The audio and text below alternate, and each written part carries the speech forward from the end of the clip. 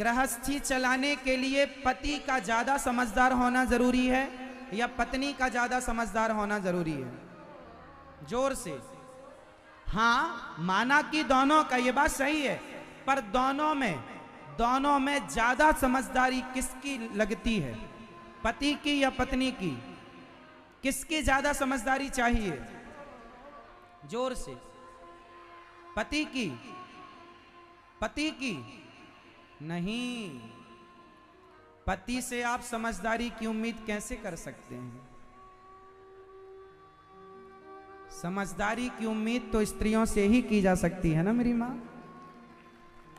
इसलिए पुरुष थोड़ा अभिमानी होता है स्वभाव से। पुरुष वर्ग जो होता है वो अभिमानी होता है।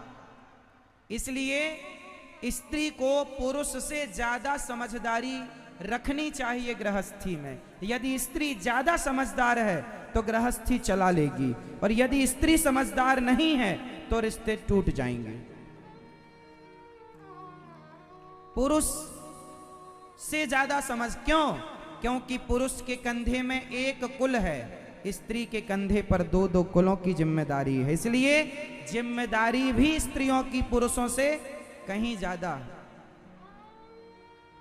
पैसा कमाना पुरुषों की जिम्मेदारी है, पर पैसे का सही उपयोग करना और करवाना यह स्त्रियों की जिम्मेदारी है। ये गृहस्थी एक से नहीं चलती, एक से तो गृहस्थी हो ही नहीं सकती, दोनों से। साइकिल के दोनों पहिए ठीक चलेंगे तो यात्रा होगी, एक भी पंचर हो गया तो काम नहीं होगा। तो गृहस्थी की गाड़ी में दोनों का समझदार होना चाहिए, पर दोनों में पत्नी का ज्यादा समझदार होना चाहिए। समझदार होना चाहिए। यदि पति कुछ कहे तो पत्नी को माइंड नहीं करना चाहिए, चुप रहना चाहिए, क्योंकि पत्नी ज्यादा मैच्योर हो गृहस्थी के लिए, ज्यादा समझदार हो। इसलिए आप अपनी बेटियों को, आप अपने बेटों को खूब गृहस्थी की भी शिक्षा दिया करो कि बेटा गृहस्थी चलानी है, थोड़ा समझदार बन जाओ, सहनशील हो जाओ, थोड़ा रिश्तों को समझने लग जाओ। एक बात तो है, स्त्रियां पुरुषों की भावनाओं को समझती हैं। स्त्रियां पुरुषों की भावनाओं को समझती हैं, पर पुरुष में से कुछ पुरुष ऐसे हैं जो स्त्रियों की भावनाओं को नहीं समझते। इसलिए स्त्रियां पुरुषों की भावनाओं की कद्र करें और पुरुष स्त्रियों की भावनाओं की कद्र करें, और इस तरह से गृहस्थी की गाड़ी चलती रहे, चलती रहे, चलती रहे। तो मेरी मां, आज से कितनी मेरी मां अपनी समझदारी का परिचय पुरुषों से ज्यादा देंगी? और घर में जब झगड़ा होने की स्थिति बन जाए तो मैं आपको एक उपाय बताता हूं, वो करना, झगड़ा कभी नहीं बढ़ेगा। घर में जब झगड़ा बढ़ने की स्थिति बन जाए तो तुरंत अपनी उंगली उठाओ, एक उठाओ सब लोग, और इसे अपने द्वार पर रख लो, दरवाजे में। जब भी आपको लगे कि अब बात बिगड़ रही है, तुरंत मौन रहो तो ही अच्छा है, कम से कम विष मत घोलो। समझदार वो नहीं है जो बहुत बोले, समझदार वो है जो कम बोले। ज्यादा बोलने वाला समझदार है कि कम बोलने वाला? जोर से। तो फिर आप समझदारी का परिचय दो। अच्छा, एक बात बताएं मेरी मां, कई बार स्त्रियों की गलती नहीं होती, फिर भी आप लोगों को सॉरी बोलना पड़ता है। ये बात सही है या गलत है? चाहे आप अपने पति को सॉरी बोलें, चाहे आप अपनी सास को सॉरी बोलें, अपनी परिवार में किसी भी रिश्ते को सॉरी कहें, कई बार आपकी गलती ना होने पर भी आपको झुकाया जाता है, आपको जलील किया जाता है, कई बार आपका अपमान किया जाता है, आपको बहुत गुस्सा आता है, आपके माता पिता को जलील किया जाता है ससुराल में। तेरी माँ ने ये सिखाया, तेरे बाप ने ये सिखाया, तेरा बाप तो ऐसा है, तेरी माँ तो ऐसी है। ऐसे ऐसे शब्दों को कई बार सुनना पड़ता है, सुनना पड़ता है। लेकिन एक बात बताऊं मेरी माँ, इन रिश्तों को बचाए रखने के लिए इसलिए मैंने कहा कि पुरुष से ज्यादा स्त्रियों का समझदार होना जरूरी है। गलती ना होने पर भी आपको सॉरी बोलना पड़ता है। अच्छा ये बताओ, मेरी गलती नहीं है फिर भी मैंने सॉरी कहा, तो ये मैंने सही किया कि गलत किया? जोर से, जोर से। यदि मेरे जरा से सॉरी कहने से, मेरे झुकने से यदि तूफान समाप्त होता है, घर में शांति का माहौल होता है, तो चलो भैया झुक करके हम ही रिश्ते बचा लें, हम ही पहल कर लें। तुम तो ना झुके, हम ही झुक लें। गलती ना होने पर भी जो व्यक्ति झुकता है, समझ लो कि वो सबसे ज्यादा समझदार होता है, जो झुक कर उसने अपने रिश्तों को बचाया। बाल्टी जब कुएं में उतरती है तो झुकती है, झुकती है तो भरती है। यदि ना झुके, बाल्टी बोले मैं क्यों झुकूं, तो पानी भर ही नहीं सकता उसमें। इसलिए झुकता वही है जिसमें जान होती है, अकड़ खास मुर्दे की पहचान होती है। अकड़ता तो मुर्दा है, जो अकड़ गया वो मुर्दा है, जो झुक गया इंसान है। इसलिए सामने वाला अपनी इंसानियत का परिचय भले ना दे, मेरी माँ मेरी बहन तुम इंसानियत का परिचय देना। क्योंकि देख लो इस सत्संग में पुरुषों की भीड़ ज्यादा नहीं, स्त्रियों की भीड़ है। आज यदि ये धर्म, ये संस्कृति टिकी है तो पुरुषों के बल पर नहीं, स्त्रियों के बल पर। और हम उम्मीद भी पुरुषों से नहीं, आप माताओं से करते हैं कि आप अपने गृहस्थी को, अपने बच्चों को संस्कार आप देंगी, पुरुषों से ना होगा। अब पुरुषों से केवल दुकान चलाई जाएगी, काम होगा, वो तो घर के भगवान। हमारे देश में 95% घर ऐसे हैं जिस घर के भगवान स्त्रियों के भरोसे रहते हैं। महिलाएं नहवाएं, माताएं नहवाएं तो भगवान नहाएंगे, माताएं भोग लगाएं तो भगवान खाएंगे, वरना भगवान बिना नहाए भूखे बैठे रहेंगे। पुरुष लोग नहीं करते, 5% पुरुषों को छोड़कर। सारे पुरुष कहते हैं हमें टाइम नहीं है, टाइम नहीं है, टाइम नहीं है, टाइम नहीं है। भगवान कहेंगे मुझे लगता है कि पुरुषों का भी काम धंधा पुरुषों के भाग्य से नहीं, माताओं के, स्त्रियों के भाग्य से चलता है, क्योंकि उनकी भक्ति पुरुषों से अधिक प्रबल है। हाँ या ना? स्त्रियां अपने भजन के बल से अपने पति को मौत के मुंह से निकाल कर ले आती हैं। सती सावित्री इसका उदाहरण। नारी चाहे तो कुछ भी कर सकती, इसलिए मैं आप लोगों से ज्यादा उम्मीद करूंगा। हाँ या ना? तो मेरी उम्मीद में खरा उतरिएगा। और बाल्टी जैसे झुकती है, गलती आपकी भले ना हो, फिर भी यदि रिश्ते बच रहे हो आपके झुक जाने से, तो बचा लेने में समझदारी है। रिश्तों को टूटने नहीं देना चाहिए। रही मन धागा, चलो ये दोहा आप में से किस किस को पता है तो बोलो। रही मन धागा प्रेम का मत तोड़ो चटिकाए, टूटे से फिर ना जुड़े, जुड़े तो गांठ पड़ जाए। ये रिश्तों के धागे टूटने नहीं चाहिए, क्योंकि एक बार टूट गए तो जोड़ेंगे तो, पर बीच में एक गांठ रह जाएगी। कोशिश करो कि आपके रिश्ते ना टूटें, रिश्तों को बनाए रखिएगा। गंदा पानी पीने के काम भले ना आए, आग बुझाने के काम तो आता है। रिश्ते कितने भी गंदे हो गए हों, तोड़िए मत, बने रहने दीजिए, पड़े रहने दीजिए, कभी ना कभी वो रिश्ता काम जरूर आएगा। इसलिए मेरी मां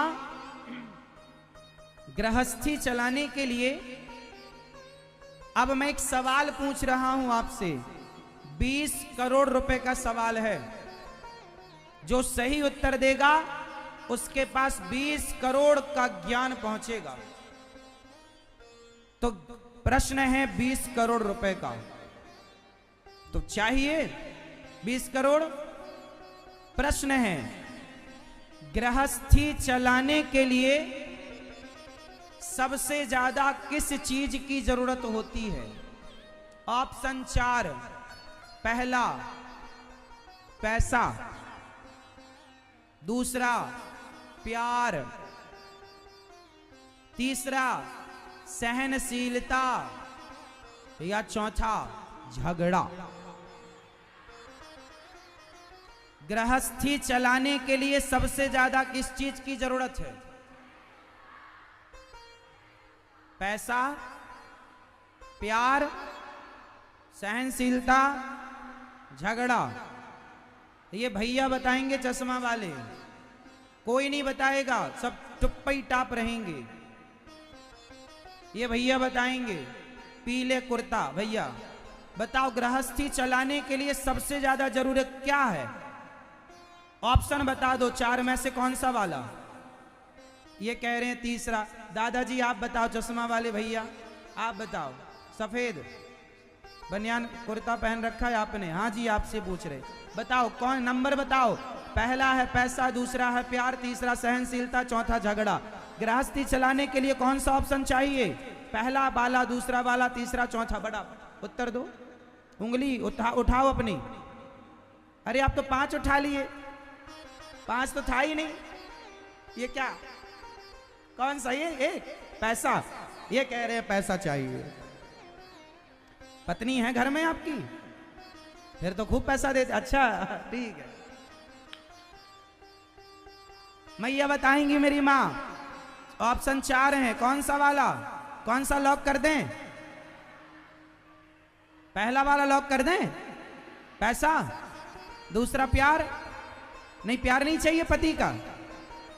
फिर हाँ, गृहस्थी चलाने के लिए पैसा तो आ ही जाएगा, कमाओगे पैसा आएगा, प्यार तो हो ही जाएगा। आप जिसके साथ रहते हैं उससे ही प्यार हो जाता है। तो पत्नी के साथ रहेंगे तो प्यार तो उसी से होगा, पड़ोसन से तो होगा नहीं, तो प्यार तो हो ही जाएगा। गृहस्थी चलाने के लिए प्यार नहीं, जो लड़का लड़की प्यार से शादी कर लेते हैं, लव मैरिज भाग कर कोर्ट मैरिज, उनकी भी टूट जाती है। प्यार से किया था, मन पसंद किया था, फिर भी टूट गई। मतलब रिश्ता चलाने के लिए पैसा प्यार नहीं, सहनशीलता चाहिए। यदि आपने सही उत्तर दिया, 20 करोड़ का ज्ञान आपके खोपड़ी में।